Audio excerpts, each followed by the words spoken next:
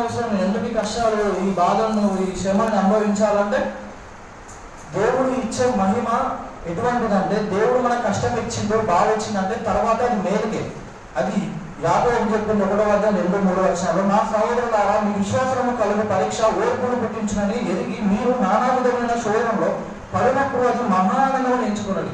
శోధనలో శ్రమలో పడ్డప్పుడు అది ఆనందం ఎంచుకోవాలంట, బాధపడద్దంట, దుఃఖించద్దంట, ఇంకా సంతోషపడి ఆనందంగా అది శోధనని శ్రమని ఎంచుకోవాలి. ఎందుకంటే శోధన తర్వాత వచ్చే మేలు బహు ఆనందకరమైనది. శోధనగా వచ్చే మేలు బహు ఆనందకరమైనదని యాకోబు ఆల్రెడీ చెప్పిండు. కాబట్టి యోబు తనని తాను దూషించుకున్నాడు, దేవుడికి ఎందుకు ఇచ్చింది, ఎందుకు ఏం చేసిన అంటే, దేవుడు తనని అట్లా చేయడం కారణం ఏంటంటే అతనికి దేవుడి మీద విశ్వాసం లేదు. దేవుడు నీతిమంతుడు దేవుడికి బలి అర్పించిన ప్రతి రోజు దేవుడు అతని సంతానానికి ఏది ప్రాబ్లం తెప్పలేదు, కానీ అతను ఉన్నది పోతాయేమో భయపడ్డాడు. ఆయన విశ్వాసం లేదు కాబట్టి దేవుడు ఆ సిచ్యువేషన్ తెప్పించాడు. ఎందుకంటే అతని విశ్వాసం లేదంటే పరలోక రాజ్యం పోలేడు. ఎలా అంటే కీర్తన గ్రంథం 82వ అధ్యాయం 6వ వచనంలో ఉంది.